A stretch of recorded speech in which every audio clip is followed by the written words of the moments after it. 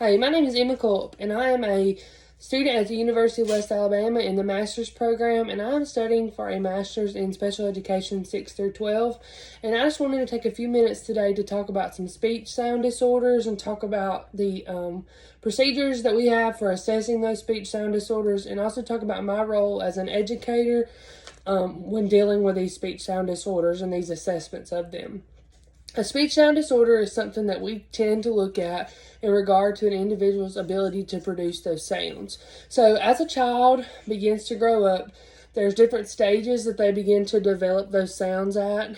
And it is expected by around the age of 4 years old that that child should begin to be perfecting those speech sounds and begin to really have that language start to be developed where others can understand what they're saying and their sounds are beginning to be perfected and to be working. Of course, there's still times they mess up, but for the most part, those sounds should begin to become perfected around that age.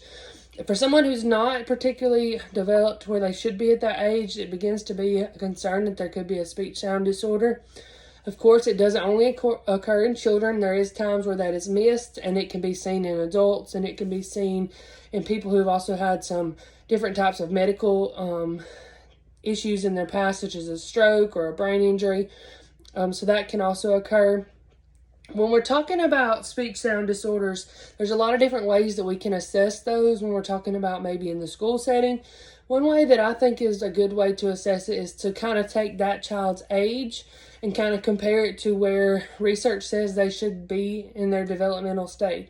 There's a lot of great charts and tables and timelines that kind of are scientifically based that kind of show, whatever age that child is, it kind of predicts where they should be in regard to their speech sound development. So that's a great way to assess that.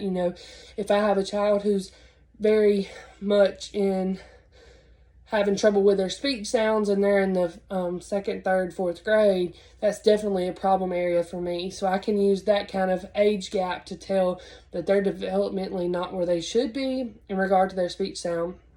Another great way is through observation, of course. As a teacher, I can observe my students, and see sounds that they're missing or see conversation issues that we're seeing in relation to their speech sounds. So those observations in my own personal classroom are a great way to assess a student and their speech sounds. Another way that I see is very effective in assessing a student and their speech sound capabilities is through discussing it with the speech pathologist at your school. She can do or he can do a lot of different tests and assessments and, examples and different things that can kind of give an open look into what that child is capable of doing in regards to their speech and what they're not capable of doing.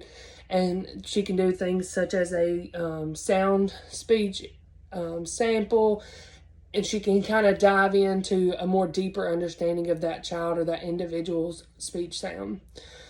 As an educator, I see my role in speech sound disorders and assessing those speech sound disorders as very important because I spend a lot of time with my students and I spend a lot of time in communication and conversation with my students.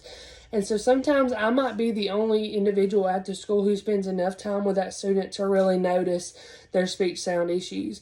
The speech teacher at school doesn't get to spend time with every single student at school, so it might be my opportunity to kind of open her eyes or his eyes to a student who really needs some help in regards to their speech, something that might have been overlooked had they not been in my class and I not paid attention to that. But I do think there's some roadblocks, that can come up.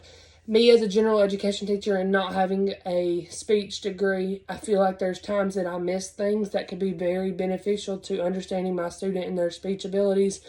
And I do feel like that can be a roadblock at times. And I also feel like sometimes we can be so stuck on trying to cover everything that we're supposed to cover or meet every goal and every standard that sometimes we lose some of that conversation that we have with students, and that could be a problem.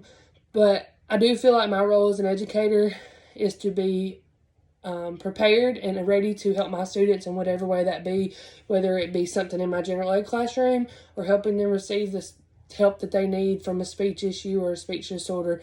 So I believe speech disorders are very important for us to keep our eye on and to kind of be aware of, even if we are a speech teacher or not.